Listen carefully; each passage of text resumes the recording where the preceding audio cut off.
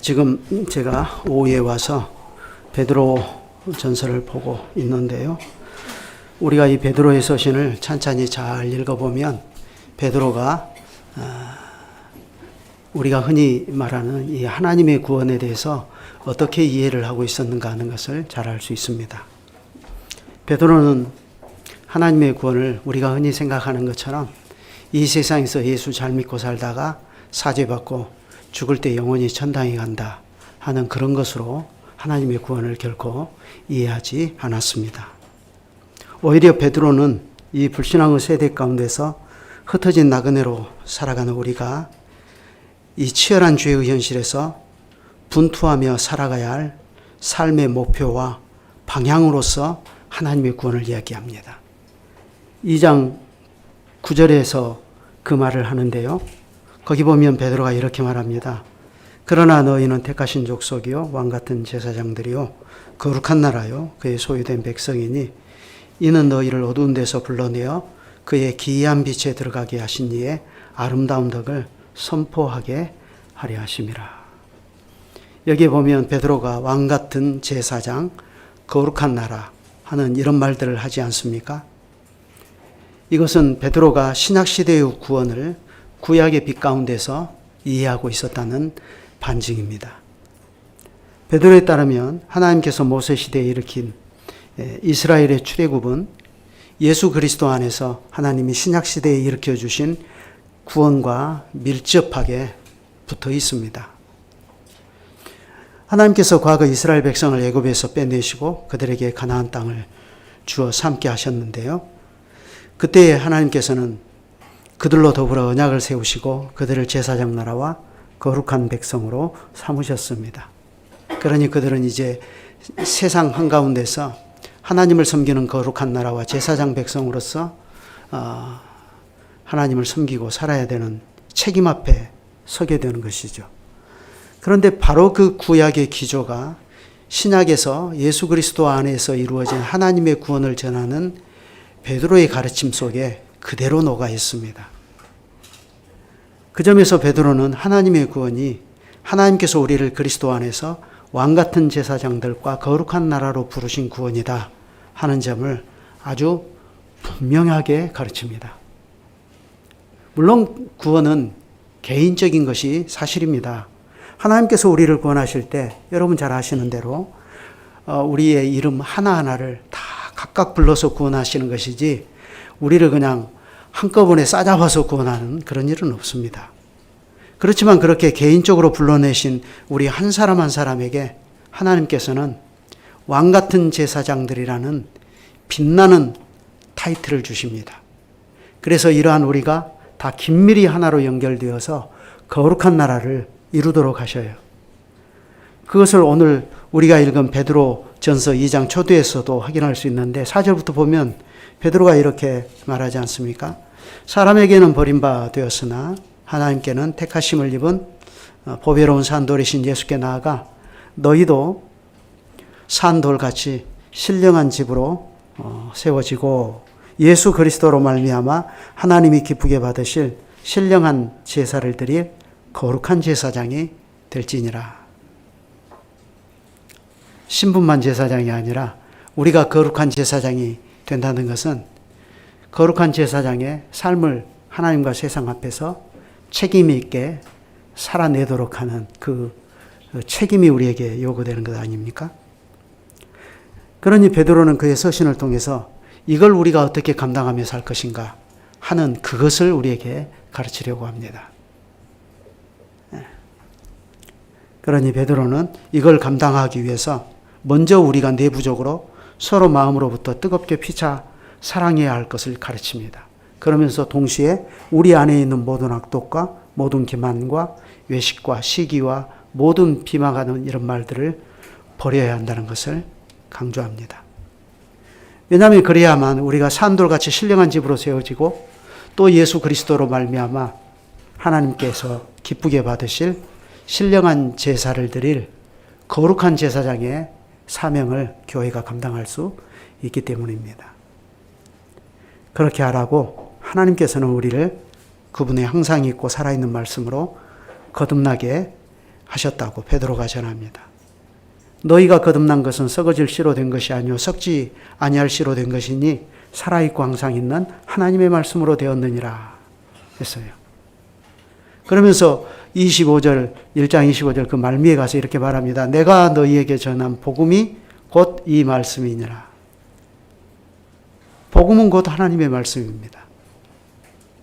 그런데 이 말씀은 질그릇 같은 사람이 전할지라도 이 말씀은 세상을 창조하사 새롭게 하시는 하나님의 능력의 말씀과 동일한 말씀입니다.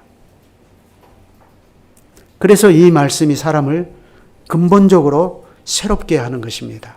새 사람으로 다시 태어나게 하는 것이지요. 이렇게 다시 태어나게 한다는 점에서 이것은 말씀의 해산하는 기능이라고 야고보가 전한 것을 우리가 확인할 수 있습니다. 그가 그 피조물 중에 우리로 한 첫 열매가 되게 하시려고 자기의 뜻을 따라 진리의 말씀으로 우리를 낳으셨느니라. 야고보서 1장 18절 아닙니까? 그러니 우리는 바로 이 점에서 신자의 구원과 중생의 문제가 어떤 것인지를 훨씬 더 똑똑히 생각할 필요가 있습니다. 이것은 우리가 예수 믿더니 어느 날 갑자기 사람이 바뀌어가지고 갑자기 착한 사람이 되고 천지개벽해가지고 개가천선해가지고 좋은 사람이 됐다 하는 그런 정도의 문제가 아닙니다. 이것은 사람이 아주 새로운 피조물로 아예 그냥 다시 태어나는 것입니다. 그래서 누구든지 그리스도 안에 있으면 새로운 피조물이라 하는 것이에요. 실제로 참된 믿음으로 그리스도 안에 있으면 새로운 피조물입니다. 그런데 이 새로운 피조물은 죄 아래 있어서 썩고 더럽고 쇠하여지는 그런 것들과는 근본적으로 다른 것입니다. 모든 육체는 풀과 같고 그 모든 영광은 풀의 꽃과 같아요. 그래서 풀은 마르고 꽃은 떨어진다 했습니다. 그렇지만 오직 주의 말씀은 세세토록 있도다 있어요. 그러니 그 말씀으로 거듭난 사람도 역시 세세토록 있는 겁니다. 그리스도 안에서 새롭게 된 신자도 그렇고 교회도 그렇고 지금은 비록 썩어짐의 종노릇하는 이 세상과 피조세계 전체도 그렇습니다. 하나님께서는 그리스도 안에서 만물을 새롭게 하셔요. 그런데 바로 그 만물을 새롭게 하실 그 첫 열매로 누구를 새롭게 하셨냐? 우리를 새롭게 하셨다 이거예요. 우리를 그의 말씀으로 낳으셨다. 놀라운 얘기 아닙니까? 그러니까 여기 앉아 계시는 우리, 여러분들이 누구인가를 잘 생각하셔야 됩니다. 여러분은 만만한 사람들이 아닙니다. 세상은 교회를 보고 비웃고 조롱하죠. 그렇지 않습니까? 그래서 우리가 괜히 그러한 세상의 염려로 인하여서 비방과 조롱으로 인해서 우리가 잠시 염려하지 않을 수 없는 현실에 처하여 있는 게 사실입니다. 그렇지만 하나님의 원대한 목적은 방금 장로님께서 원대한 계획을 가지고 우리를 구원하셨다 했는데 그 원대한 계획은 그리스도 안에서 만물을 새롭게 하시는 거예요. 그런데 그 만물을 새롭게 하시는 첫 열매로 우리를 새롭게 하신 거예요. 교회가 그런 것입니다.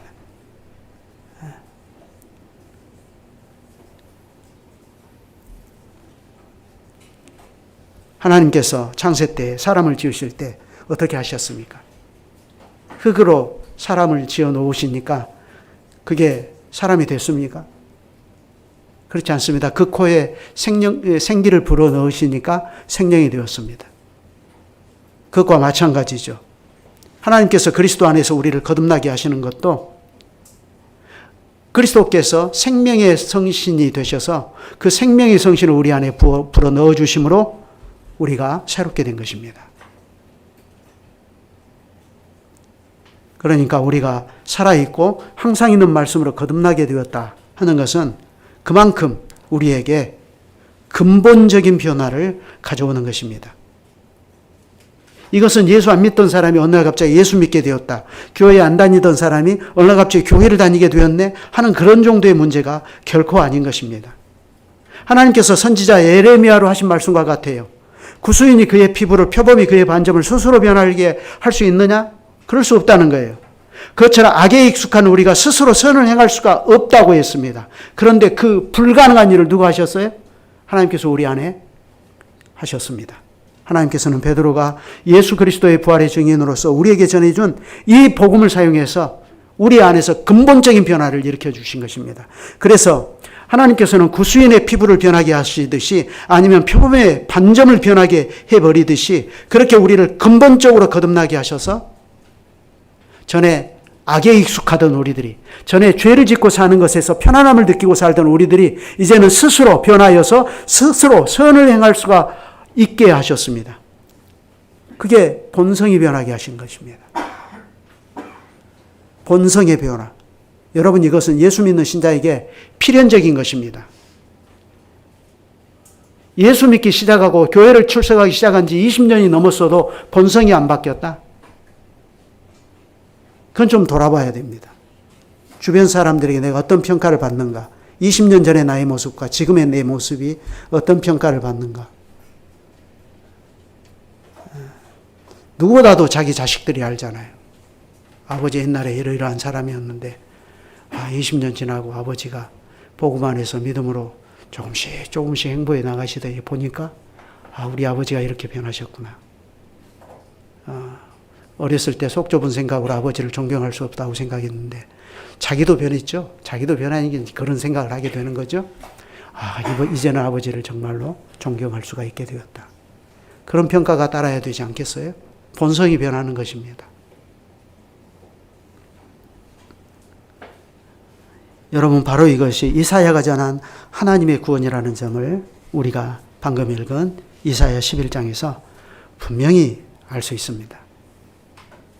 우리가 이사야 11장을 읽었는데 이사야 11장을 바르게 이해하려면 이사야 9장의 한 대목부터 읽어봐야 할 필요가 있습니다. 이사야 9장 한번 보고 갑시다. 19절부터 21절입니다.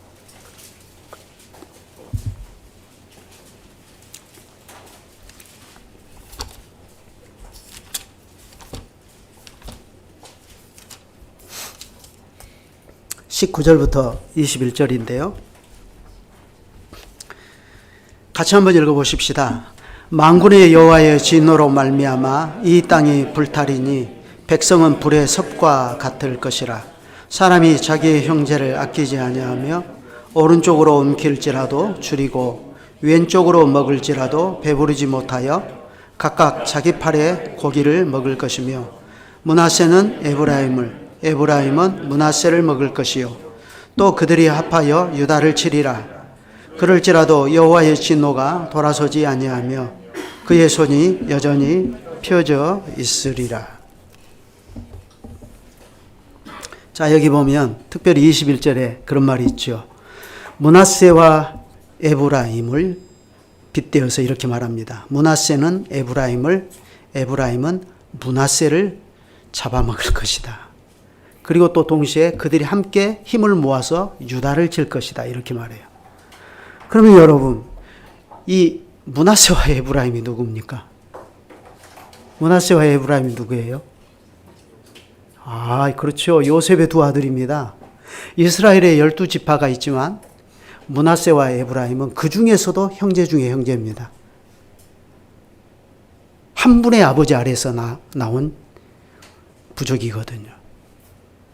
그런데 그런 그들이 그렇게 혈연으로 가까운 사이인데 형제지간 중에 형제지간인데 왜 이들이 갑자기 이렇게 서로를 향해서 잡아먹어버리죠?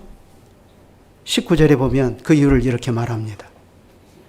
여호와의 진노로 말미암아 이 땅이 불탈이니 백성은 불의 섭과 같을 것이라. 여러분, 시골에 살아보셨죠? 시골에 살아보셔가지고 가을에 벼를 추수해가지고 볏집을, 지금은 다 그것도 돈이 되니까 하얀 비닐로 똘똘 말아가지고 있더라고요. 근데 옛날에는 그걸로 초가지 지붕도 하고요. 또 집에 가서 불쏘시개로 아궁이를 데피기도 하고 그렇게 했거든요. 그런데 그 예를 들면 벼 그런 것들 불에 태우면 어떻게 돼요? 얼마나 잘 탑니까? 그렇게 된다는 거예요. 하나님께서 진노하셔서 이 땅에 불을 질러버리니까 백성은 불의 섭과 같을 것이라. 그 사회가 불에 타버린다는 얘기인데 그 사회가 어떤 사회죠? 구약교회 아닙니까? 구약교회예요. 그런데 하나님께서 진노로 이 사회를 불질러버리니까 그 불탄 모습이 어떻게 나타나죠? 사람이 서로 잡아먹는 모습으로 나타나요.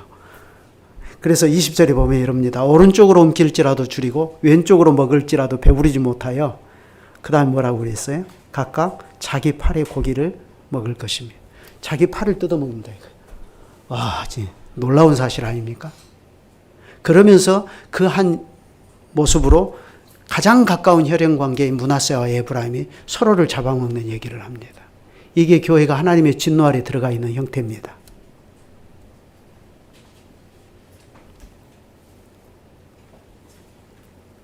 교회가 파편화되어 버리고 교회가 조각조각 나뉘어 버리는 겁니다. 그런데 바로 이것이 왜 이런 현실이 발생하느냐 하면은 여호와의 말씀을 한 귀로 듣고 한 귀로 흘려 보내버리기 때문에 하나님께서 그것을 진노하사 이런 현실에 떨어지게 하시는 겁니다. 그래서 잠언에서는 말하기를 사람의 행위가 여호와를 기쁘시게 하면 그 사람의 원수라도 그로 더불어 화목하게 하시느니라 했습니다. 사람이 하나님의 말씀을 잘 듣고 늘 순종해서 하나님을 기쁘시게 하면 그 사람 주변에 원수가 없어지게 만들어 주셔요. 여러분 직장에서 인간관계의 어려움을 겪는다 생각하시면 반드시 자기 자신이 하나님 앞에서 내가 지금 어떻게 살고 있는가를 돌아보셔야 됩니다. 물론 믿음으로 살기 때문에 그것 때문에 받지 않아도 될 애매한 고난을 받는 경우도 틀림없이 있습니다. 그렇지만 또 다른 경우는 내가 하나님 앞에 바르게 서 있지를 못하기 때문에 내 주변에 자꾸 원수가 맺어지는 거죠. 이렇게 목사는 목회를 할 때 항상 그런 점들을 돌아봅니다. 교인들 가운데 말 안 듣는 사람, 옆구리에 가시가 되는 사람들이 자꾸 생기면 아, 내가 하나님 앞에서 뭘 지금 잘못하고 있나. 그걸 돌아보는 거죠.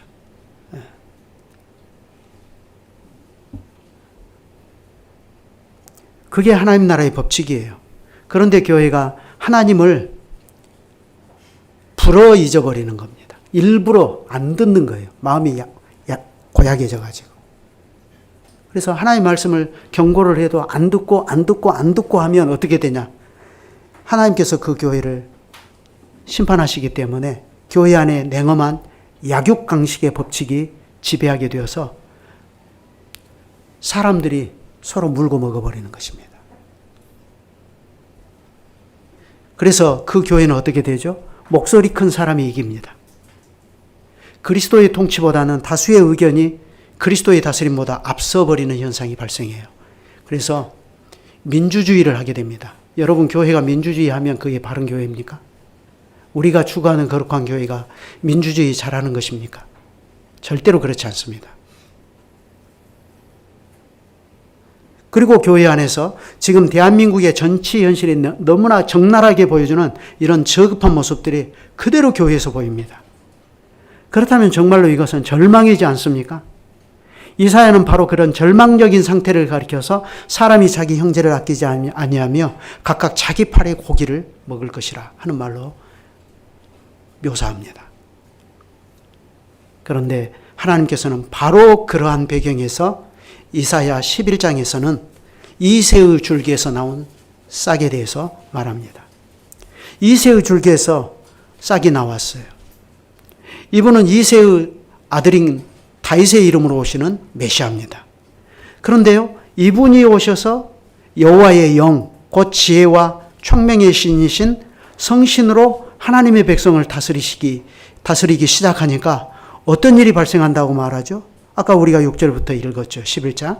그때의 이리가 어린 양과 함께 살며 표범이 어린 염소와 함께 누우며 송아지와 어린 사자와 살찐 짐승이 함께해서 어린 아이에게 끌리며 암소와 곰이 함께 먹으며 그것들의 새끼가 함께 엎드리며 사자가 소처럼 풀을 먹을 것이며 젖 먹는 아이가 독사의 구멍에서 장난하며 젖된 어린 아이가 독사의 굴에 손을 넣을 것이라.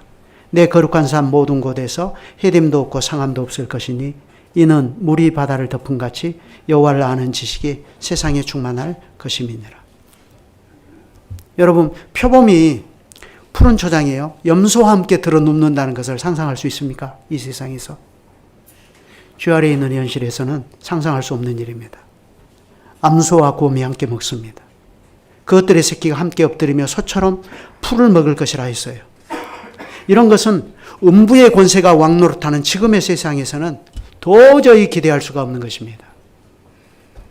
그런데 어떻게 이런 일이 발생하죠? 이새의 줄기에서 다윗의 이름으로 오시는 메시아, 그분이 거룩한 성신으로 다스리시니까 이런 일이 발생합니다. 그래서 여기에 등장하는 표범, 사자, 곰 이러한 맹수들이 어떻게 되죠? 본성이 변해버리죠.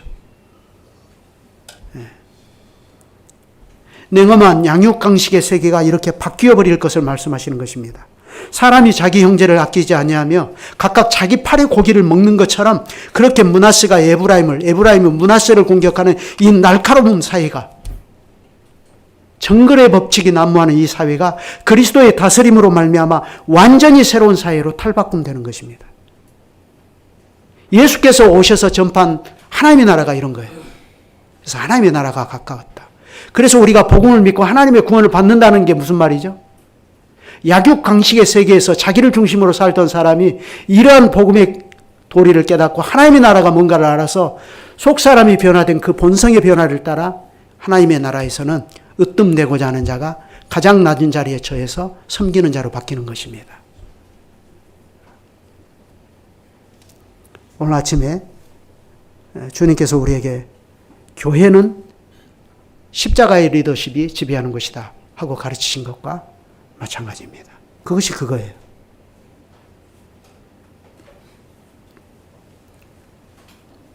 그도 그럴 것이 이러한 세계, 그리스도께서 성신으로 다스리시는 이러한 세계는 해됨도 없고 상함도 없을 것이니 이는 물이 바다를 덮은 같이 여호와를 아는 지식이 세상에 충만할 것임이니라 하였기 때문입니다.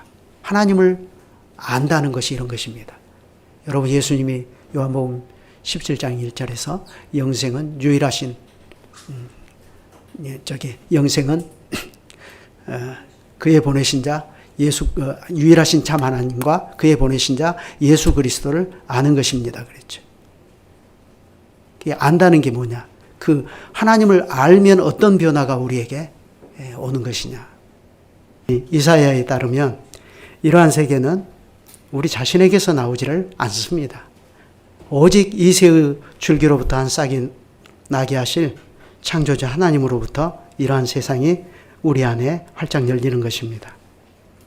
오히려 우리 자신을 보면 우리는 악하고 타락해서 하나님의 말씀을 도무지 들을 수도 없을 뿐만 아니라 스스로는 회개할 수 없는 죄인들입니다. 그러나 하나님께서는 우리의 소망, 우리의 구원을 이새의 줄기에서 다윗의 이름으로 오실 메시아 그분에게서만 찾도록 하셨어요.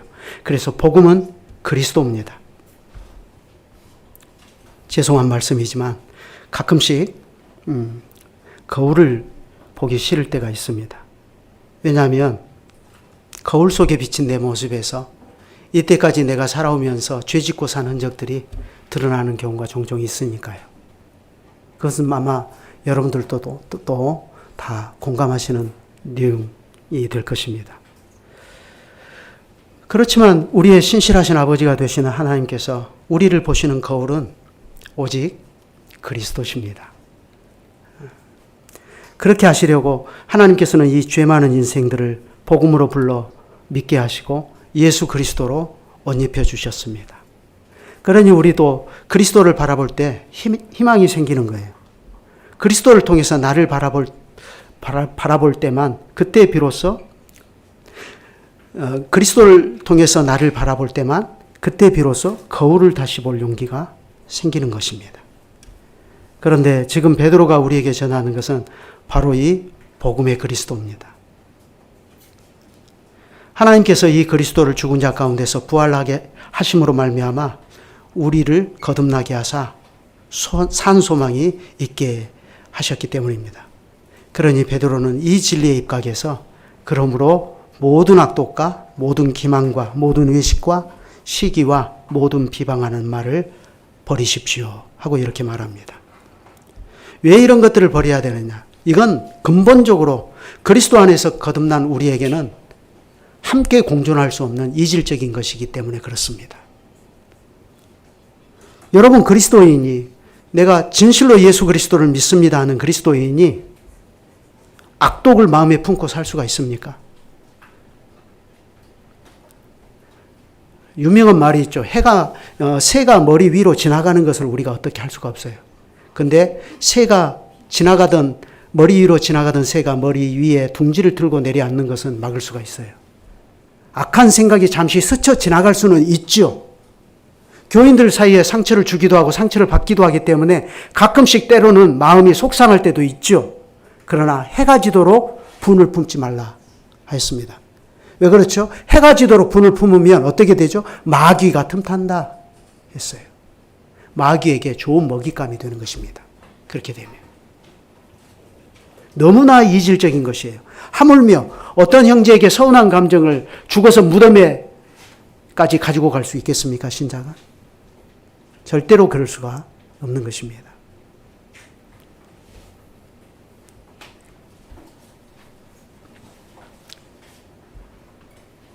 우리의 그리스도 안에서 거듭난 본성이 그것과 더불어 싸우게 되고 결국에는 이겨서 그걸 거부하게 됩니다. 왜 그렇죠? 새 생명은 죄에 대하여 죽고 하나님을 향하여 사는 생명이 까닭에 그렇습니다. 그래서 모든 악독, 모든 기만, 외식, 시기와 모든 비방하는 말을 버려라 했는데 이걸 한번 구체적으로 좀 더 봐봅시다. 한마디로 말해서 이런 것들은 마음으로 피차 뜨겁게 사랑하며 서 나가야 할 교회의 하나됨과 일치에 심각한 위해를 가져오는 것들입니다. 이런 것들은 교회 공동체를 와해시키는 대표적인 악들이에요.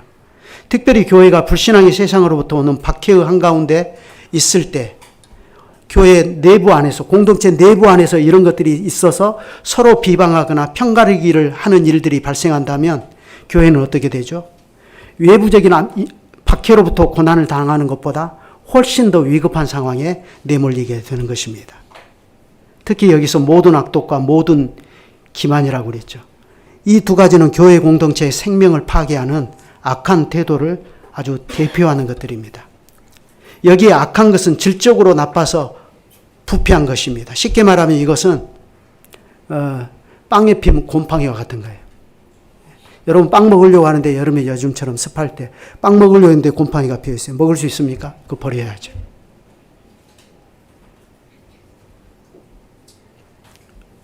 그래서 이것은 거짓을 말함으로 다른 사람을 교묘하게 섬기는 기만과 연결됩니다. 그러니 이것은 교회 공동체에서 결코 용납할 수 없는 품성이죠. 바로 이 점에서 우리는 베드로가 2장 22절에서 언급한 말을 주목할 필요가 있습니다. 뭐라고 했죠? 저는 죄를 범치 아니하시고 그 입에 거짓도 없으시며 그랬습니다. 그 입에 거짓이 없으시다. 이 말을 여기서 기만이라는 말로 번역은 달리 했지만 같은 말이에요. 교회의 머리신 그리스도와 이런 분이시라면 그 몸이여 그 지체인 교회 공동체에서는 이러한 기만적인 것이 계속해서 꽈리를 들고 앉아있을 수가 없는 것이죠. 그리고 거기에 대하여 외식과 시기와 모든 비방하는 말을 버리라 했는데 이런 것들은 앞에서 말한 모든 악과 모든 기만이 외부적으로 표출되어 나오는 것들을 말합니다. 다시 말해서 모든 악과 모든 기만이 마음이나 마음의 의도 가운데 자리를 잡고 있는 것이라면 외식하는 것, 시기하는 것, 모든 비방하는 말은 그런 모든 악과 모든 기만이 밖으로 표출되어 나오는 것입니다. 분명한 사실은 이러한 것들이 교회 공동체를 얼마나 위태롭게 만드는가 하는 것입니다. 이러한 것들은 세상으로부터 오는 외부적인 박해와 견줄 만한 것들입니다. 그런데 그러한 외부적인 박해에 교회 내부적으로 이러한 것들이 한꺼번에 쓰나미처럼 겹쳐서 온다면 교회가 감당할 수 있겠습니까? 그래서 베드로는 이러한 것들을 버리라고 아주 강력하게 요청하는 것입니다. 바로 이 점에서 우리는 우리가 예수 믿을 때 받았던 세례의 의미를 생각해 볼 필요가 있습니다. 지금이야 세례가 머리에 조금 물을 뿌리는 정도지만 그러나 초대교회 때는 물에 완전히 침수시키는 거예요. 그때는 기존에 입고 있던 옷을 벗고서 세례받은 후에는 물에서 나와 새 옷으로 갈아입었다고 합니다. 초대교회 당시 세례와 관련된 이런 관행은 세례가 무엇인지를 너무나 상징적으로 보여줘요. 그래서 초대교회는 유해무 목사님을 통해서 들으니까 그래요. 교회당 구조가 달라요. 교회당 입구에 아예 세례단이 있어요. 근데 그 세례단이 물을 통과하도록 돼 있어요. 그래서 성찬단이 있고 말씀의 강단이 있어요. 그것이 교회다라고 하는 것을 아주 교회 구조적으로 잘 보여주지 않습니까? 그래서 세뇌는 어떻습니까? 자기들의 그 무가치한 과거의 삶을 완전히 버리고 예수 그리스도를 붙여차 살아가는 새로운 삶을 살겠습니다 하는 결단의 상징으로 늘 이해가 되었던 것입니다.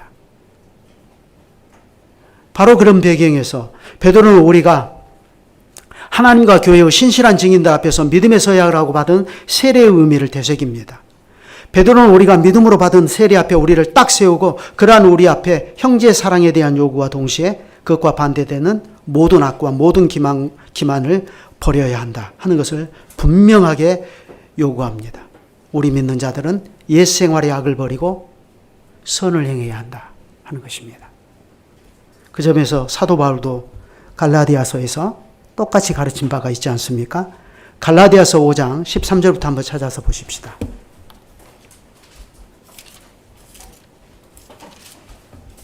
갈라디아서 5장 13절부터 한번 보시죠.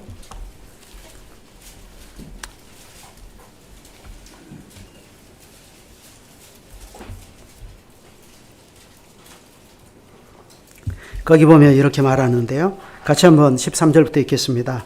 형제들아 너희가 자유를 위하여 부르심을 입었으나 그러나 그 자유로 육체의 기회를 삼지 말고 오직 사랑으로 서로 종노릇하라. 온 율법은 내 이웃 사랑하기를 내 자신같이 하라 하신 한 말씀에서 이루어졌나니 만일 서로 물고 먹으면 피차 멸망할까 조심하라. 만일 서로 물고 먹으면 피차 멸망할까 조심하라 했어요. 그러면서 16절부터 보면 또 이렇게 말합니다. 이번에는 16절부터 26절까지 좀 길게 같이 읽어보겠습니다. 내가 이르노니 너희는 성령을 따라 행하라. 그리하면 육체의 욕심을 이루지 아니하리라. 육체의 소욕은 성령을 거스르고 성령은 육체를 거스르나니 이 둘이 서로 대적하므로 너희가 원하는 것을 하지 못하게 하려 함이니라. 너희가 만일 성령에 인도하시는 바가 되면 율법 아래에 있지 아니하리라.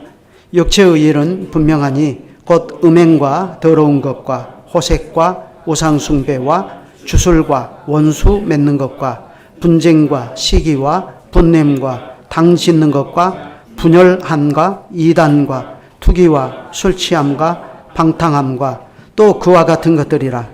전에 너희에게 경계한 것 같이 경계하노니 이런 일을 하는 자들은 하나님의 나라를 유업으로 받지 못할 것이요 오직 성령의 열매는 사랑과 희락과 화평과 오래 참음과 자비와 양선과 충성과 온유와 절제니 이 같은 것을 금지할 법이 없느니라. 그리스도 예수의 사람들은 육체와 함께 그 정욕과 탐심을 십자가에 못 박았느니라. 만일 우리가 성령으로 살면 또한 성령으로 행할지니 헛된 영광을 구하여 서로 노엽게 하거나 서로 투기하지 말지니라. 여러분 이게 세상 사람들에게 하는 얘기 아닙니다. 예수 그리스도 안에서 하나님의 말씀으로 거듭난 교회를 이루고 있는 사람들에게 하는 얘기거든요. 우리는 분명히 참된 믿음으로 예수 그리스도께 연합하는 세례를 받을 때 이러한 모든 것을 버리고 오직 그리스도를 좇아서 선한 길을 가고 선한 삶을 살겠다는 서약을 했습니다. 그럼에도 불구하고 여전히 우리는 예수 그리스도께서 다시 오시겠다고 하신 주님의 재림을 바라보며 삽니다. 그렇다면 그 사실이 무엇을 의미하죠? 그것은 우리가 여전히 죽음과 같은 죄의 현실에서 믿음의 싸움을 싸우며 살아가고 있다는 것을 의미합니다. 왜냐하면 우리의 불구대천의 원수인 이 죄와 사망은 그리스도께서 재림하심으로써 그때 비로소 완전히 진압이 되어버리는 까닭에 그렇습니다. 그러니 그때까지 우리는 우리의 믿음의 고백과 반대되는 세상을 항상 마주하면서 살 수밖에 없어요. 그 세상이 바로 나 자신의 인격 속에서 나타나고 형제의 얼굴 속에서 비칠 수가 있는 것입니다. 그리고 부모의 얼굴 속에서 그리고 자녀의 얼굴 속에서 비칠 수가 있는 것이죠.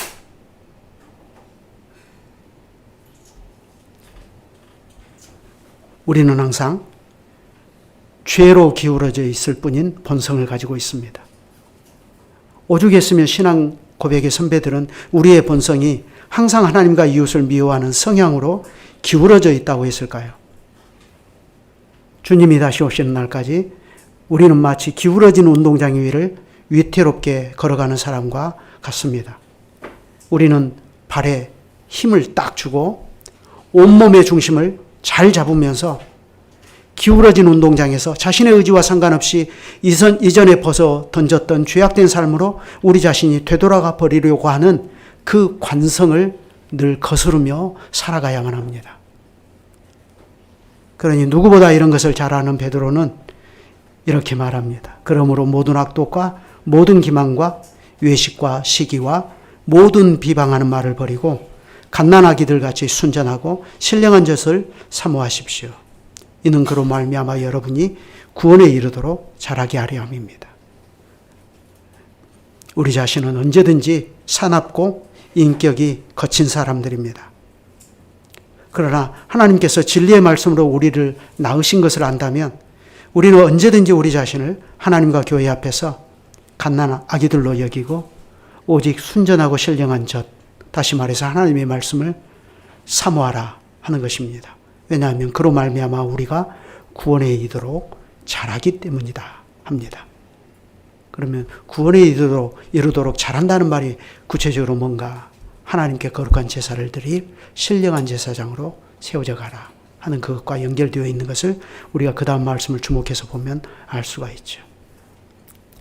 그런 의미에서 우리는 이미 하나님의 은혜로 구원을 받았습니다. 누가 뭐라고 해도 이 구원은 확실한 것입니다. 그렇지만 동시에 우리는 구원에 이르도록 자라가야 할 인생의 숙제 앞에 놓여 있다는 것도 우리가 잊어서는 안 됩니다. 그래서 3절에 너희가 주의 인자하심을 맛보았으면 그리하라 했습니다. 이건 정말 간절한 호소 아닙니까? 이것은 다음 시간에 이어서 더 살펴보겠습니다. 기도하시죠. 거룩하신 주님, 저희가 지금 하나님 우편에서 다스리시는 그리스도의 은혜의 왕국에 들어와서 이렇게 주님의 가르침과 보호와 다스림 가운데서 살아가는 복을 누립니다. 그러나 아직은 기세등등한 죄의 세력 아래에서 저희들은 여전히 사납고 거친 세상을 마주하며 살아갑니다. 그 여파로 주님의 교회에서조차도 여전히 서로 물고 먹으려는 죄의 끔찍한 현실들을 어쩔 수 없이 보며 살아가게 됩니다. 그러니 하나님의 살아있고 항상 있는 말씀, 곧 사도들이 우리에게 호흡이 있는 음성으로 전하여준 복음으로 거듭났음을 하늘과 땅에 천명하고 살아가는 우리에게 사도의 이 외침은 실로 적실합니다. 그러므로 모든 악독과 모든 기만과 외식과 시기와 모든 비방하는 말을 버리고 갓난아기들 같이 순전하고 신령한 젖을 사모하라. 이는 그로 말미암아 너희로 구원에 이르도록 자라게 하려 함이라. 너희가 주의 인자하심을 맛보았으면 그리하라. 기울어진 운동장 위를 위태롭게 걷는 것처럼 본성이 죄로 기울어져 있는 저희를 똑바로 일으켜 세워 걷게 하시는 이는 오직 하늘의 주님이십니다. 저희를 새로 낳으신 권세 있는 주님의 말씀으로 저희를 더욱 가르치시고 다스려 주시기를 구합니다.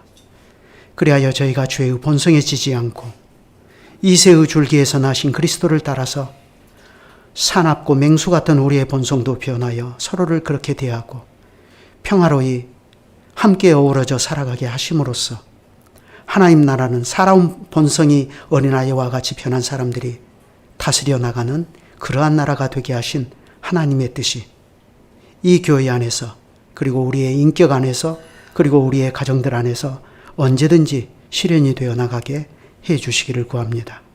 주 예수 그리스도의 이름으로 기도드립니다. 아멘.